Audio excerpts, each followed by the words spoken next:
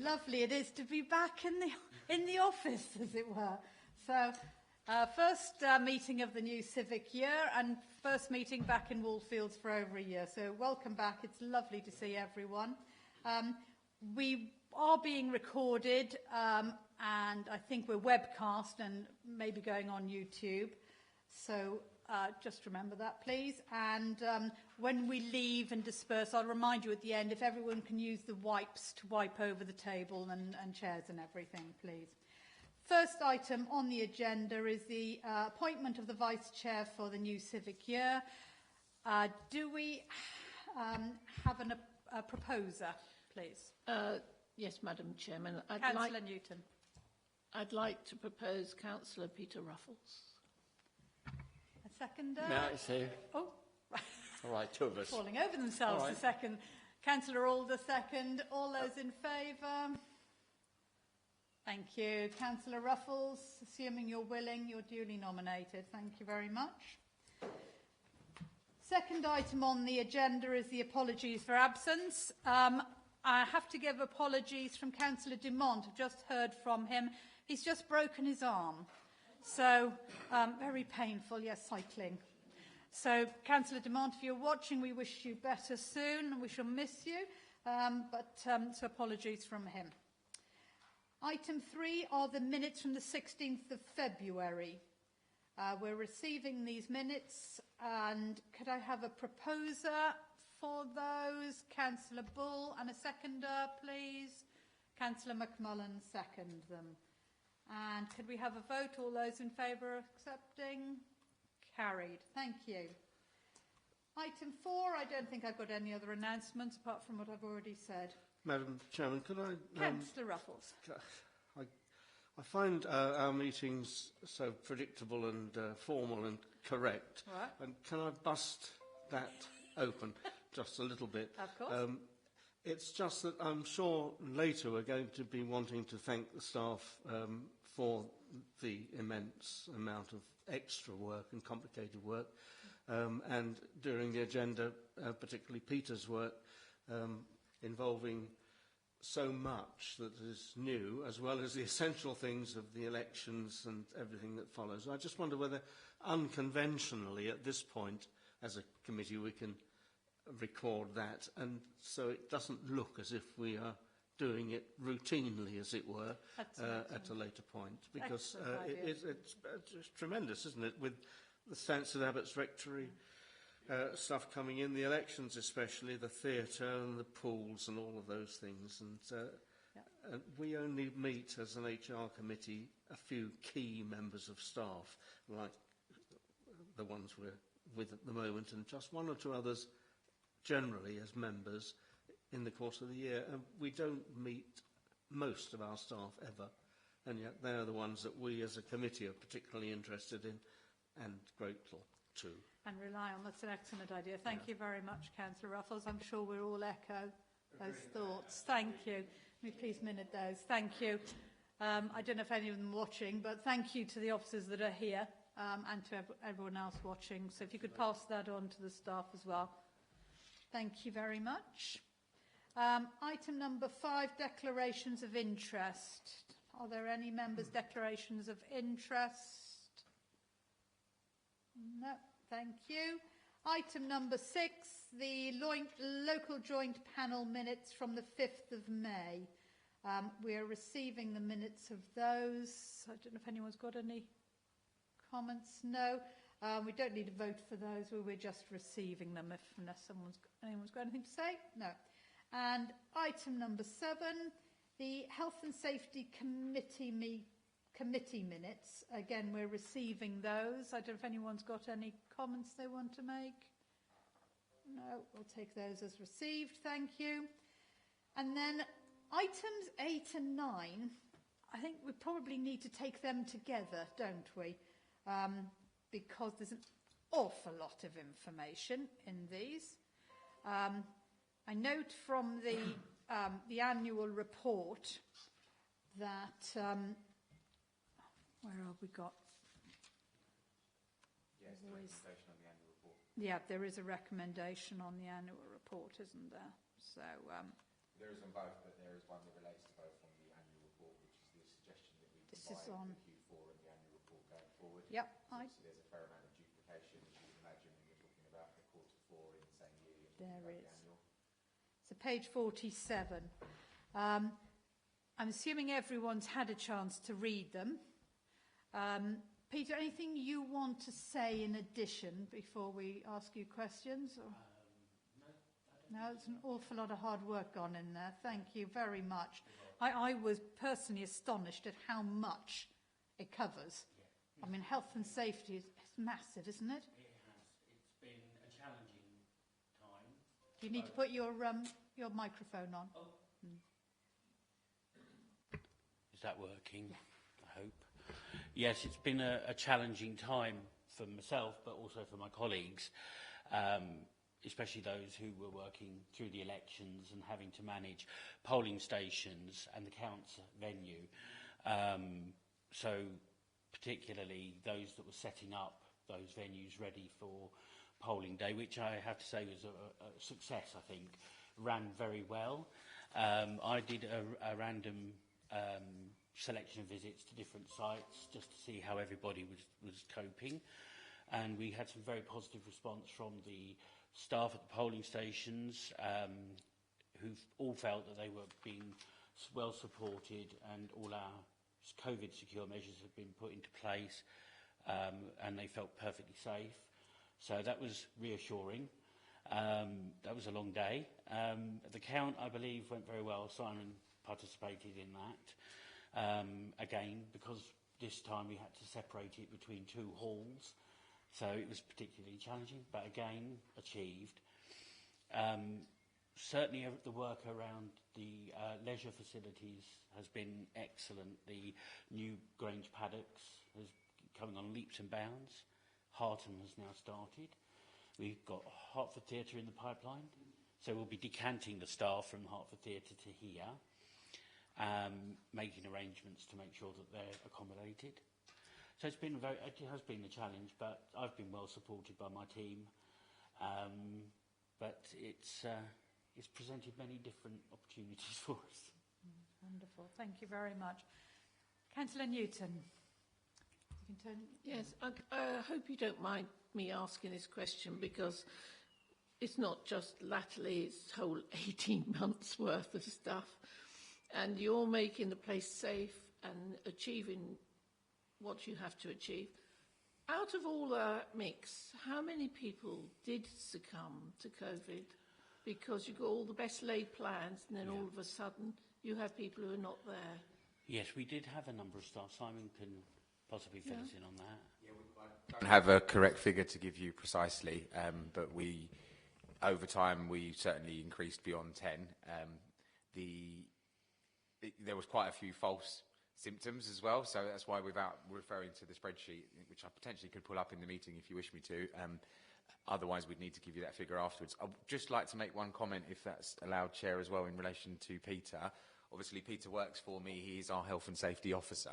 He's the only health and safety officer in the council, and in particular I think it's clear in the report, but we actually recruited an additional health and safety officer to support the election, and unfortunately they withdrew, so Peter had to stand in and do that, and I would particularly like to thank Peter for doing that. Yes, there was some movement in terms of workload in order to accommodate that, but fundamentally Peter supported that all the way through, including the recruitment of, unfortunately, the person that then withdrew. But I think he's not done himself enough justice, because he put together plans and supported the elections team. Obviously, he refers to a team. There is no team behind him, but health and safety is an advisory role, and obviously everyone has a responsibility for health and safety. Peter is very much the champion of that, and will obviously raise concern and validate what other people are doing as correct and proper. So, yeah, it is a diverse role, and I just wanted you to be aware of the spread, shall we say. The other point, just while I'm on the microphone, and then I will get off it again, I promise, is that in particular in relation to bringing together the third-party services that we use, or we contracted out services, and getting that data into health and safety, there has been some real progress made. And I know that the Chair asked me if that had come on board. Obviously you can see, particularly in the quarterly report and also the safety committee minutes, that the representation from areas is much stronger now. We expect there to be more data in the annual report next year, but I just wanted to really confirm to the committee that we have made significant improvements in the join up of health and safety. We began that journey, I would say, roughly about 2 years ago, where we increased the reports that you receive and the information that you receive. This committee is the overall responsibility for health and safety, and it's important that obviously you know that and see that coming through. And what I'm trying to do here is reassure you that it's been an improving area, and yes, we're very grateful for Peter's support. Also, to be fair to the trade unions, the support they've given us when we've needed to develop the risk assessments, and the partnership work in there has been very good too. Thank you. Yeah, definitely. Thank you. Any other comments or any questions? I mean, it's an incredibly comprehensive and detailed report. Thank you, Peter. It's covering a huge amount. I'm really pleased to see about the coronavirus protocols, all the service risk assessments that are being completed and published, and now the corporate risk assessments are being reviewed as well. I mean, it's just non-stop, isn't it? It is at the moment, yes. Absolutely non-stop. Keeping up with guidance. Yeah, absolutely. And you've still been running the health and safety training courses as well? Yes. They've still been going online. I mean, it's just a huge amount has been done, and we, please accept Thank you. our recognition and thanks for that. Thank we you. do appreciate how much you put into it. Thank you. Was that your hand going up, Candice? No? Yeah. Oh, right. Oh, it's like Zoom again, isn't it? Yeah. Yes. Right, yes. Sorry. Just on the point that the Chair made there in terms of annual risk assessments, you may recall that I think roughly again 2 years ago we had a number of annual risk assessments that hadn't been done on time, and that was picked up by the health and safety audit. Pleased to report, as you can see in the annual report, they are all up to date. Peter is refreshing the corporate, but they are all up to date, just to be clear on that. And obviously the drive with COVID has made us look very carefully at those risk assessments, but that doesn't mean we haven't done the annual review as well. So I just wanted you to be clear on that. Astonishing. Well done. Thank you very much, Peter. Thank you very much. Unless anyone's got anything else to say, we'll move to the recommendations. Can we take these A and B en bloc, or should For the both 8 and recommendations 9? on page 47? But to start with, we're considering the health and safety annual report, and then B as a recommendation is to agree that the health and safety officer combines the fourth quarterly report with the annual report next year. Which was suggested by the leadership team to reduce duplication, and there is a lot of duplication between the two reports. Anyone like to propose this? Although I'm quite happy. Thank you, Councillor Bull. And seconding, Councillor Newton, who definitely wasn't scratching her ear this time. So, can we have all in favour, please? That's carried. Thank you, Pete. Thank you very much indeed. Really appreciate it. Thank you. Are you happy to stay or go? It's up to you. I can move on. I don't think Simon needs No, I don't. I'm sure. You can't afford his precious time. You can't afford his precious time. Thank you very much for coming. Yes, thank you. Sorry, just one point of reference, Chair. I don't think it probably matters if Peter goes, but there was a recommendation on the Q4 report that I don't know if that needs to be minuted, that was considered. Yes, I was just going to say, Chair, that is for consideration, Right, but I beg your pardon. I mean, there's yes, that was no vote needed on that it. to be considered. We don't need to do a vote on that, though, do we? Right. Thank you very much. Thank you, Peter. We have been asked to change from saying to be noted to be considered. So To be noted, to be considered. Right, okay. that you have considered it and you've had a chance to comment on it, as opposed to just note it. Okay. So you'll see that going forward. Right. Okay, thank you very much. Item number 10, the Human Resources Management Statistics Quarterly Report. Are you talking to this, or? Unfortunately, Chair, you have me on all papers now. Two of my HR officers don't work on a Wednesday, and the third HR officer involved, Claire Kirby, has childcare challenges in the evening. As unfortunately the non-Zoom meetings means it's a little bit more challenging to get people here. Right. But this was actually Vicky David's report, isn't it? Yeah, Vicky no longer works on a Wednesday along with Helen Farrell. So. Okay. Does anyone have any questions or points about this? In that case, are we happy to move to it being considered? Considered. We consider that considered. Thank you. And item number 11, which is the annual turnover report. Any comments or questions about that?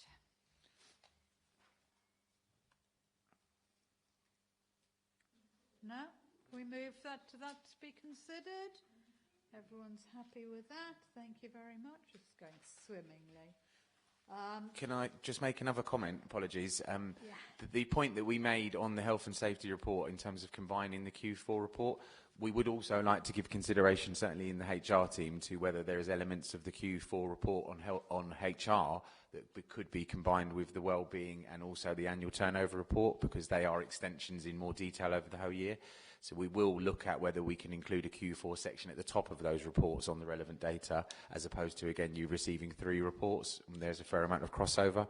Would the committee be happy for us to consider that? It's not a recommendation as such, it's just an approach. Everyone happy? Yeah. Thank you. Right. On the annual turnover report, actually, I have got a couple of points that I know that you're expecting. I mean, it's good to see that the turnover rate is dropping, especially over 5 years, which is good to see. And there's good feedback on working with the council, which is also very, very reassuring for us to see. Item number 8, though, the vacancy rate. I just want to raise something about that, please. It says on item number 8 that there are 20 posts on hold, and a significant number of those, 10, are within planning. Now, I know members and some local parish and town council have received letters from the planning department saying about issues that are going on within the planning department as a result of staff movement. Can you explain what's happening? I mean, are these posts still on hold, or what is happening, please? Yes, thank you, Chair. You may recall, in fact, that I think it was, again, 2 meetings ago, Councillor Newton raised concern about how long the restructure was taking in planning. I'm afraid that the 10 posts on hold are in relation to that restructure. They're not new posts. They've been on hold, I think, more or less for the whole year. All the posts are covered by agency staff, so you shouldn't believe that the 10 posts on hold means that that's why there's been problems in the service. The emails that went out, which I've seen myself as well, obviously talked a lot about the backlog that had been caused by COVID and the inability to do the work for some time. And then the more significant addition, which I think you're making reference to overall, is that we've had 5 members of staff leave planning in Q4. So I'm finding it quite hard to use this microphone. In terms of why people have been leaving, I think it's important to explain that we've had 5 leavers since the 1st of January. I think a couple of those actually fall into April, so we wouldn't have actually hit our Q4 statistics. But the recruitment is well underway to replace those 5 leavers. Also, I think it's important to talk about why have the 5 leavers left. The majority have retired, so 3 out of 5 have retired, and there was change in individual circumstances, which essentially is that the members of staff relocated to other parts of the country. COVID has obviously had quite an impact on people in terms of what they want to do and where they want to go, and unfortunately we've had a group go together. There isn't a join up, there isn't a reason behind that, other than what I've just shared, retirement and personal reasons. There is pressure in the team to progress the restructure. A plan has been put in place but has been asked to be worked up further by the Chief Exec, so that's why it hasn't quite progressed yet. So I don't want you to feel there's no business case. It's very important that we get the business case right and the structure right so that we can cope with the volumes of work and the caseloads, etc. Obviously, my role as head of HR is to support those processes, but not to design them, because it must be owned by the area and there must be clear clarity amongst the staff. So I can't promise you a date, because it's not in my guise to do so, but I can promise you that it's an area that is being progressed. In terms of recruiting to the 5 staff that have left, on the positive side, we have recruited 2 team leaders to help with the management structure. One was an internal promotion, another was an agency appointment. So those posts have come in. They may well be permanentised posts in the structure going forward. Staff were given the opportunity internally to progress to those roles, and as I say, one member of staff did. The service manager who left recently, an interview took place last week, and an offer has been made, but there's some clarity over salary, which I suggest we don't min it. So we're looking at that at the moment. We have also advertised for principal planning officers and planning officers. So the recruitment is on stream. I would be wrong to suggest to you that recruiting in planning is easy, because it's not. In particular, there is a shortage of planners, and there is unfortunately a situation where planners can quite often demand the salary that they want, and many will not move off agency terms. So when you look at 10 on hold, don't suspect that those 10 haven't been approached to become permanent employees. Unfortunately, the salary and our grading means that's a very difficult thing to achieve. That's also what the restructure is aimed at, is trying to get those layers and those progression, but also in particular remove, say, the dependence at the moment in the structure is very much on a head of service and 2 service managers, and it's trying to spread that management load so that things don't have to all go to those 3 points, if that makes sense. So the positive stuff about turnover is, as you've seen in the report, it's 3.9% in Q4, which is an increase on Q3, but we did get, I think, like most organisations, people not wanting to leave in the first few quarters because of the pandemic in particular. So there was a bit of a grouping up in Q4. However, as you have seen in the annual turnover report, we have an 8.4% rate of turnover. Often 10% is seen as very healthy, so you might start to suggest that we've got a slightly lower turnover than we may wish. I probably wouldn't share that view because it's quite minimal difference. But turnover is in a good place, as the Chair has described, and over the 5 years we're talking about from 20-odd% at one point, so it's a massive improvement in terms of staff staying. You may recall that we had the pay proposals 2 years ago now, where we brought in different grading to improve the starting salary for staff, and that has worked. We have attracted more staff and turnover has gone down. Yes, like every organisation, we've also benefited from COVID in terms of turnover reducing, but as you know, because you receive these reports each year, we were significantly down on turnover last year, which actually was before the pandemic. So, you know, yes, we've seen some further improvement. Probably more likely we've seen a stabilisation and had a little benefit from COVID. Okay. Thank you. So Councillor Alder and then Councillor Newton. Thank you. Thank you, Madam Chair. My question relates particularly to planning, because clearly it's a very real problem for this district. But I'm also concerned that we have apprentices in that department, and are we now adequately staffed to be ensuring that those apprentices are being given correct training and not left too much to their own devices? Thank you. Thank you, Councillor Alder. In terms of apprenticeships, you know, we have made this in some of the papers, but it's important for me to highlight to you that the planning framework has been suspended. So we're unable to recruit more planners or more apprentices into planners currently. That situation's been for around a year now. So that's a frustration. The Joseph Buckmaster, our last planning apprentice, was the last one that we took on. In terms of him and the other apprentice that we have who's progressed to a trainee role, so he's now a trainee planning officer and on a different salary as a result of that. Are they being supported? Yes, they are being supported. Are there challenges with that support along with the team and the backlog of work and casework at the moment? Yes. I couldn't pretend to you there wasn't. Are plans in place to support them? Are they being actioned? Yes.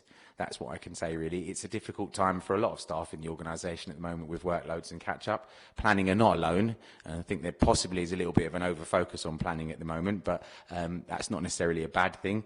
But yes, planning is being supported. Probably not appropriate for me to go into huge details, but I can honestly assure you, and if you wish to come and see us in a one-to-one basis, I can go into more detail, but there are complete plans in place for any staff who have difficulties which might be to do with their workload or to do with stress. And we have a very good approach for that, which we demonstrated, I hope, to you in our absence management policy that we brought to the previous committee. Thank you. Councillor Newton.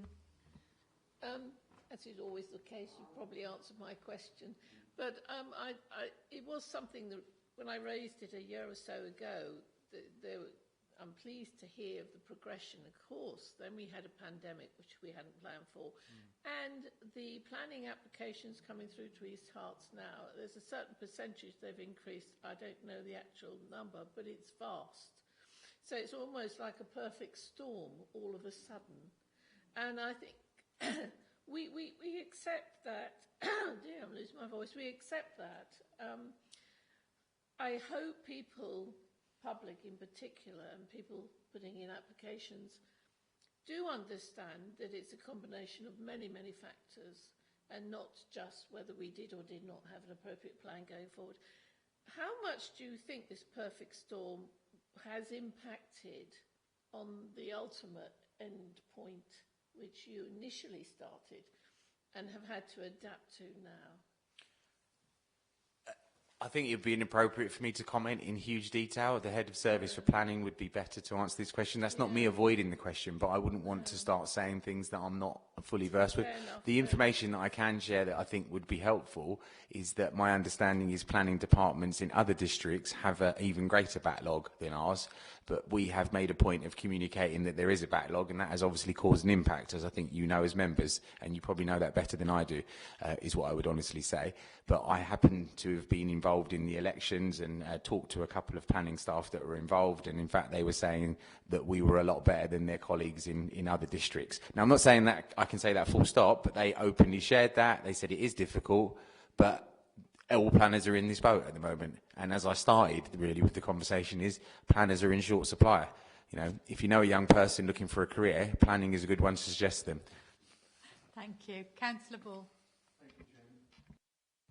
Yes, I got colleagues in other authorities quite close to this area, and there are problems to get planners. You know, it's a specialised business, and it is difficult. But there's one thing I should mention outside of like these four walls when you're dealing with members of the public, and I'm not saying they're right, I'm not saying there's a lot of truth in it, right?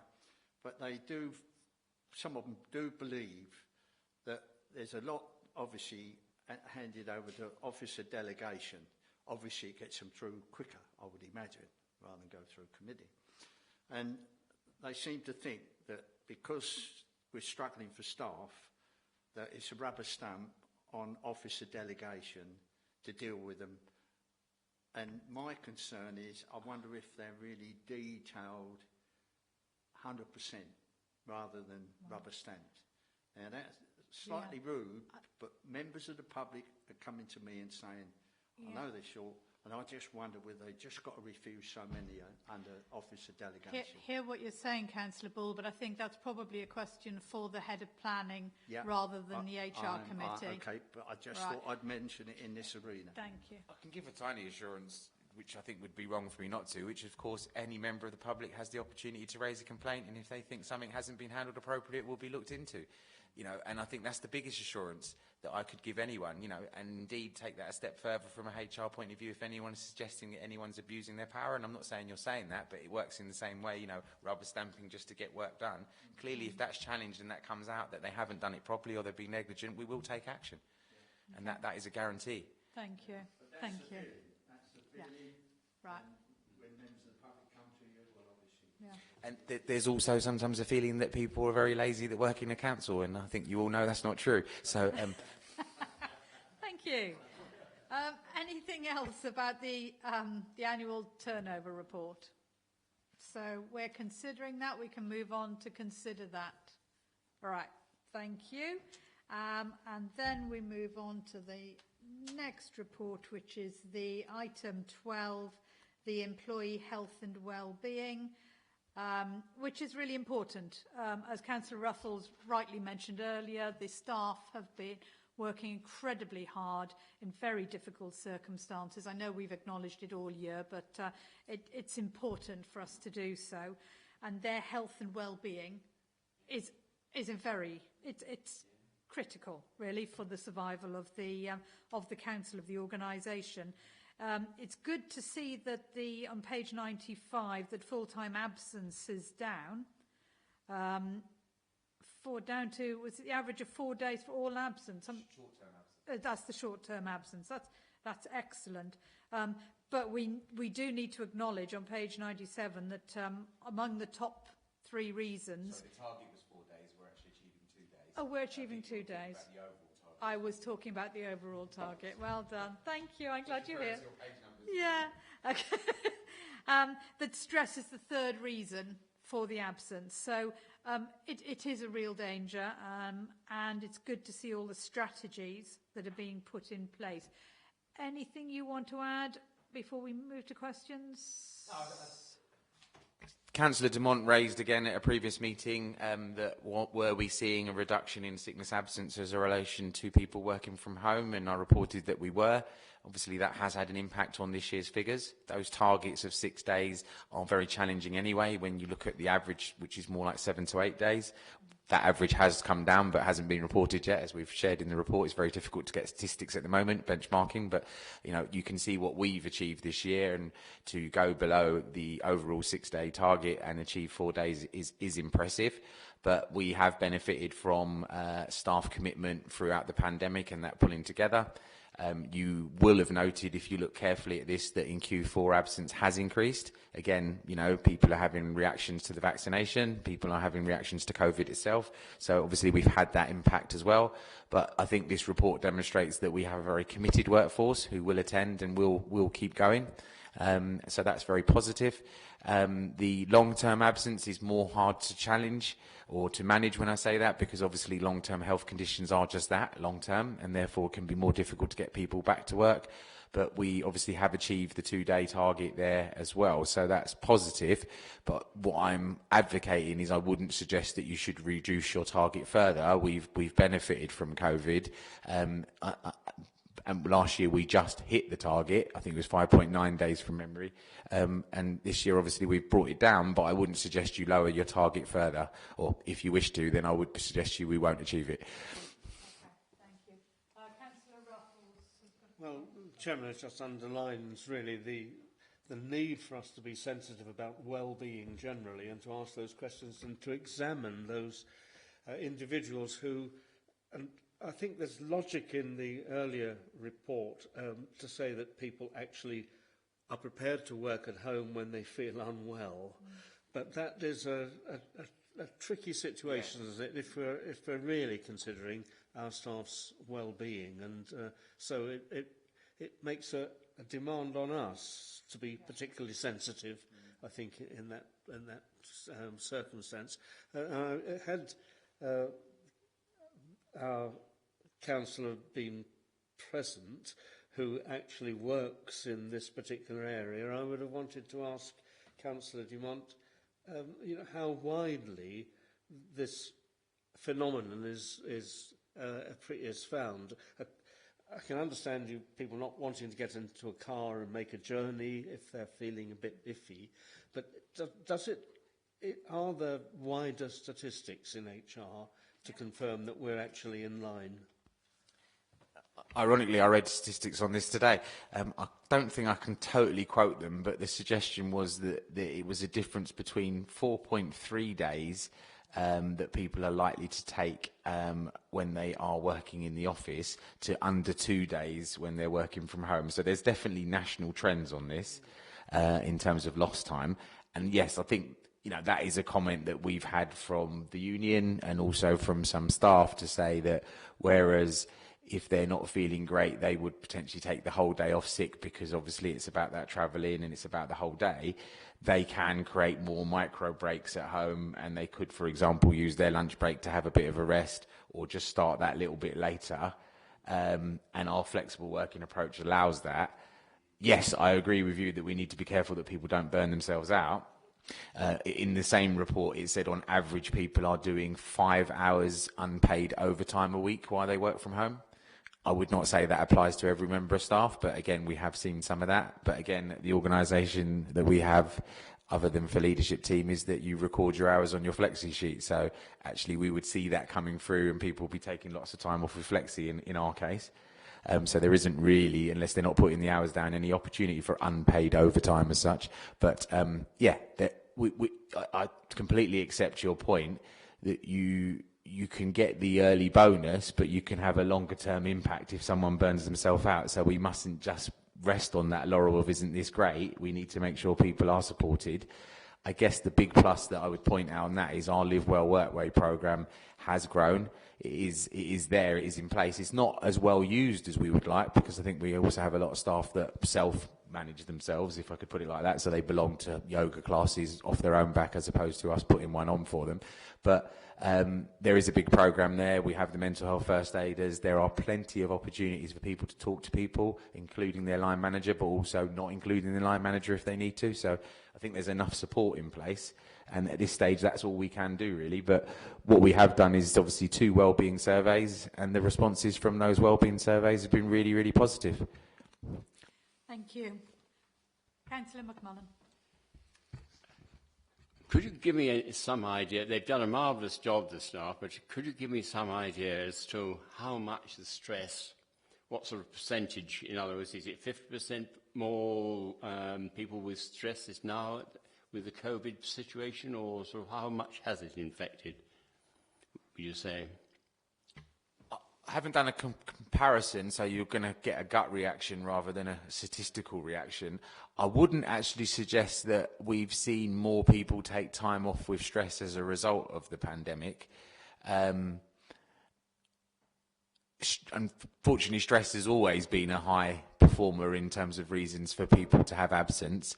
And I'm sure some of you will know this, that stress isn't actually a medical condition. It's something that then causes other medical conditions. So although people are signed off with stress, there is no medical condition called stress. Stress is what leads to something else normally. So it's an interesting one. Obviously, often you will see anxiety and depression. I think the most important thing that I would say, and again, we shared this with you previously, and that we already had a stress risk assessment, but we brought that in to be very visible to all staff in the absence management policy that we recently updated.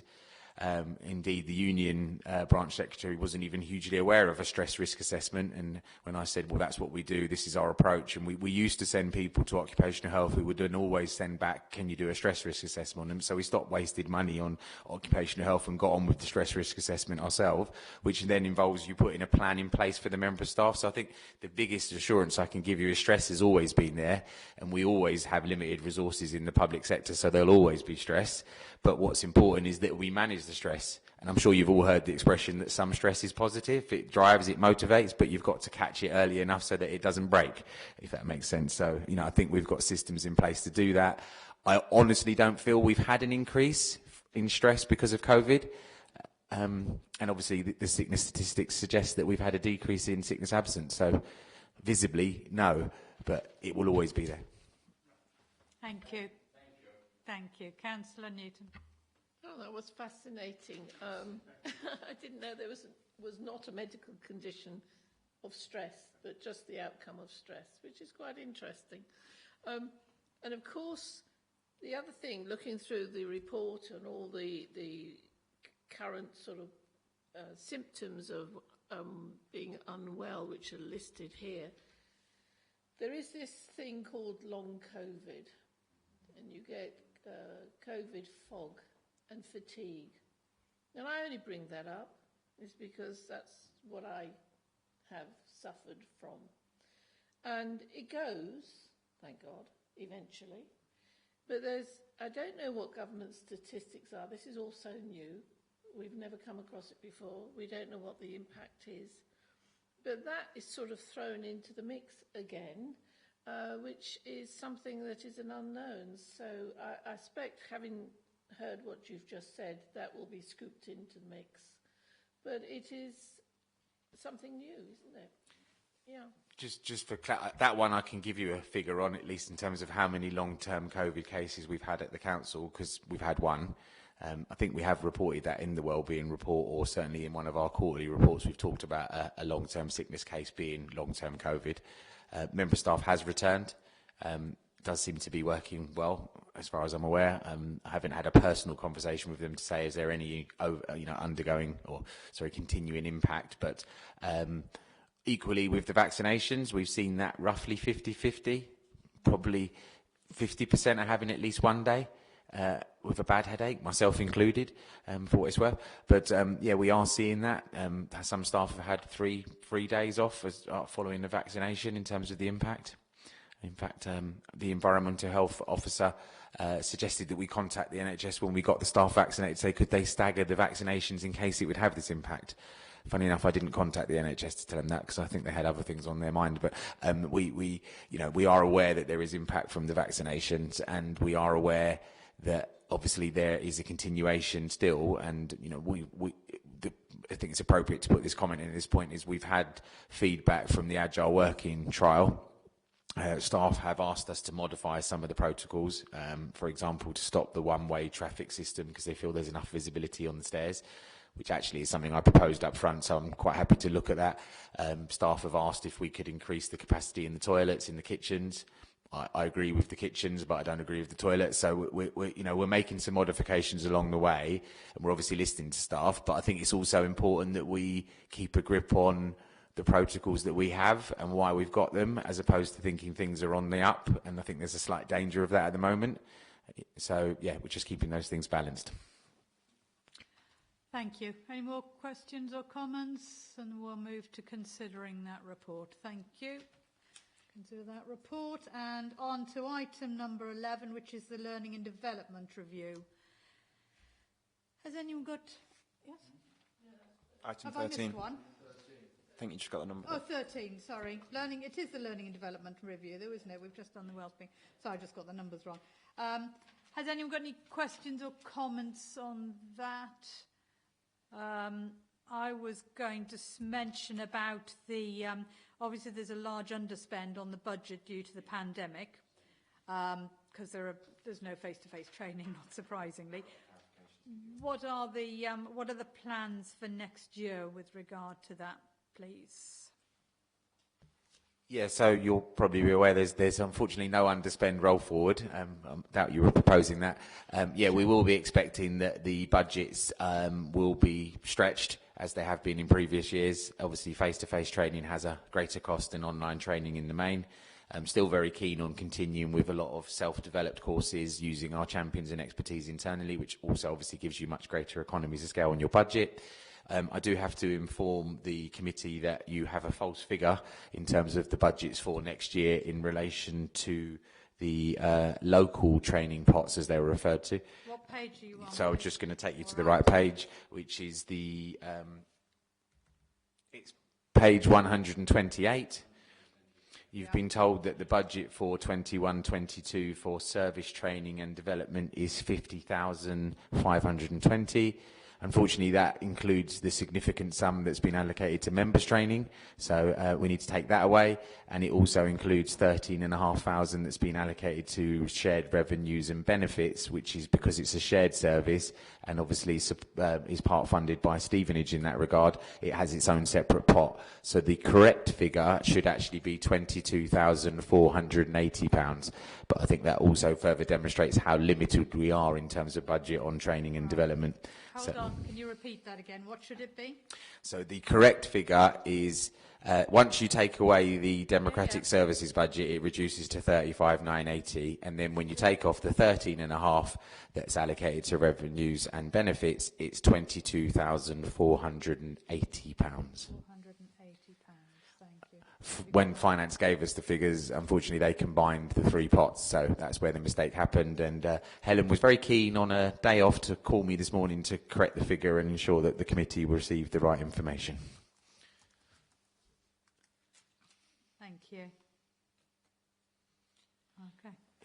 If you have picked up that last year it was 60,000, that is again the combined correct pot, and unfortunately the 10,000 has come off what we refer to as the local pot. You may remember that there was some overspend the previous year and the budgets were adjusted, so that's gone back to how it was again, which is essentially, you know, the pot as it was before. Okay. Thank you.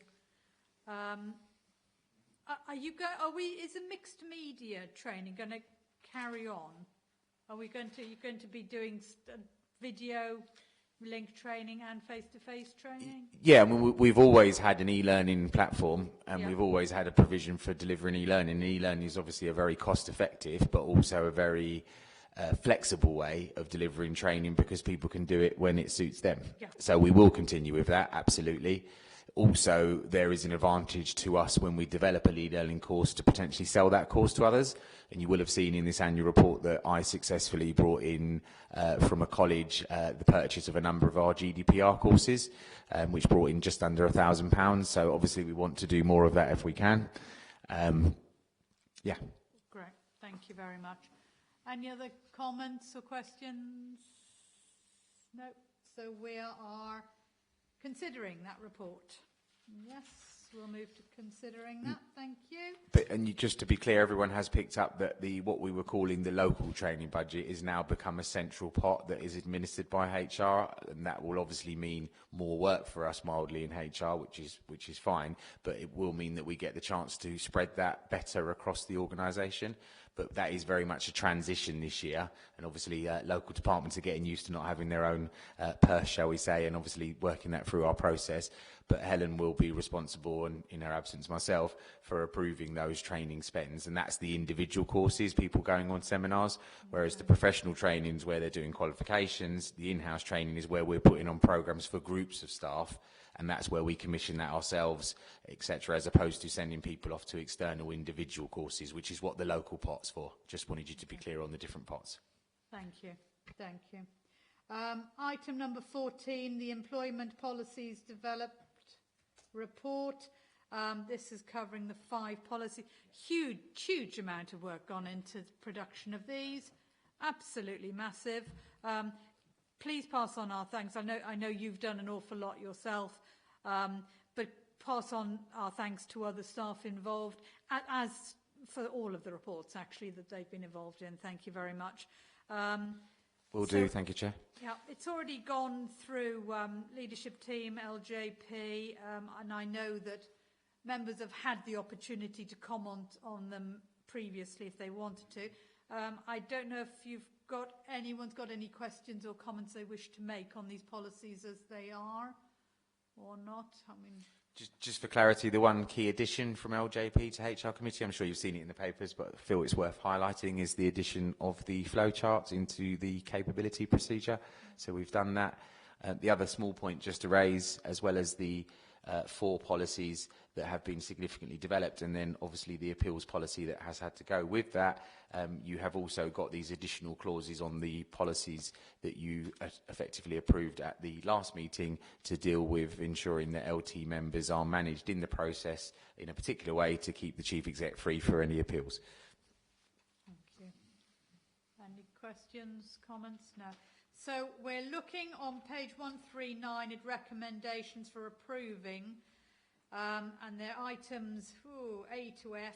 So this is the capability policy, the flexible working request scheme, the recruitment and induction policy, organisational development policy, the revised and reduced appeals policy, and to approve the additional clauses regarding the management of LT members, as Simon's just said. So, and that's for the probation, absence and disciplinary.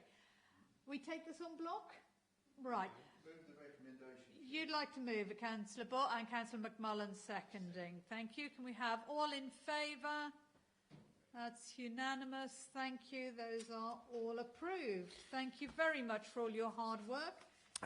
Thank you for that, Chair. Just one small point. Yes, you're right. There's been a huge amount of work, and actually we're going to slow down a little bit now in HR, just so you know. And we will look to bring the reorganisation policy, which is potentially reducing 3 policies into one, to the next LJP and the next HR committee, and obviously the agile working policy. You will also have noted that the HR strategy and competencies has been pushed back. So again, they are the next sort of development pieces of work. Hope to bring those to the next committee, but obviously it depends on how well they develop. But what you will also note, and I know it's coming up in the next paper, but the team are now doing customer work. So they're doing a lot of policy development work for customers as well as auditing. Huge impact. And we've actually seen an increase in employee cases as well. So I'm just making you aware that the internal development needs to slow down so we can cope. Yeah, fair enough. Thank you.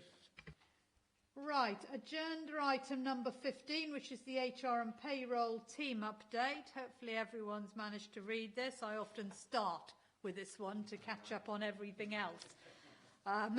because there's a lot of key big things in here. If I can start by asking, please, about the resource link, this system, because this is still a problem, isn't it? And we've had this reported to this committee, I don't know how many times before. Do you want to address us or update us on?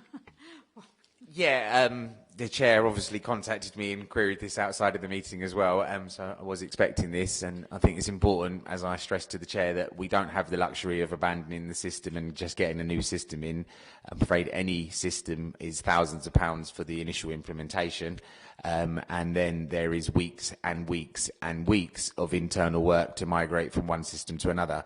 So once you've done it, you don't want to do it again, and you want to make it work. It's not easy to make it work with Zelis. They're not the easiest providers. Luckily, we don't lie down easily at East Herts, or I certainly don't. And I have managed, as you know, to get a refund for the recruitment module that they said they'd never provide. We have now identified 3 ATS providers. Then we had the challenge of Zelis wanting to charge us thousands of pounds to get the ATS product to talk to Zelis, because we can do onboarding, as it's called, so your reference check-in, your new starter information on the ATS system. Sorry, ATS is an applicant tracking system. I shouldn't have used the acronym there, which effectively just means an online recruitment product. So you apply online, you can shortlist online, you can set up interviews online. Then when you've done all of that, you can do your pre-employment checks online, and then you can bring it over into your HR system if one talks to the other. So Zelis wanted between £10,000 and £15,000 to get the system to talk. The providers we were talking to at the ATS, all this is getting it out in a way, in a format that you can then upload it. So there's no automation here, but just to get you to have a window effectively to put it in, they wanted that amount of money. I told them, the chief executive told me he would never charge me for that when he agreed the refund. I don't think they were able to listen to the recording, but if they had, I'm not sure if it was there or not, but the good news is they've agreed 5 days to get this sorted, and we're hopeful that the 5 days will be realistic. The £10,000 figure was based on roughly 8 days, but we're hopeful that it is only 5 days. To put it into context, when we talked to the ATS providers about getting the data out in the right format and what that might cost for them to do that, well, their answer was zero, because obviously they want you to buy their system. And so, you know, it just gives you an example of how difficult Zelis are. But the good news is we are talking to the big players there. They have done quite a bit of remedial work. We are making improvements, but it's not quick. And one of the latest additions, which I think we mentioned in the report, or I did, is that we're looking at business objects, because we own business objects, which is a report writing product. It can then take data out of your system and write better reports. But again, we will need to pay Zelis to be able to get one to talk to the other. So myself and the Section 151 officer are going to suggest to Zelis that if they allow us to develop some lovely reports, for example, the dreaded pension report that they can never get right for us, if we do that for them on business objects, give us the portal for free. So we're going to try our best, as usual, to get the best deal we can, and we're going to keep persevering, really. And I'm afraid we have no real choice but to do that. Thank you.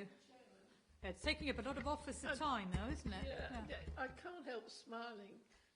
Because some years ago I was sitting in an NHS meeting, and there's two things tonight that remind me of that: agency staff and the fact that the computers don't talk, and what you've just said just now. So don't feel bad about it, because it's not a one-off here.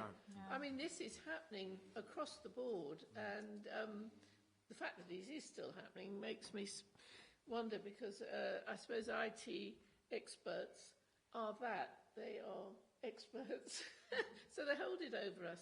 But it sounds like you're on it, Simon, and well done you. I mean, yeah. I would honestly, I've brought in 4 HR systems. Possibly this is one of the worst, actually, but none of them have been plain sailing. All of them have involved serious battles with directors and quite nasty people, actually, to get money back and to get work done correctly. And I don't think there's any software product out there that they send out to you that has been tested properly, because probably you can't.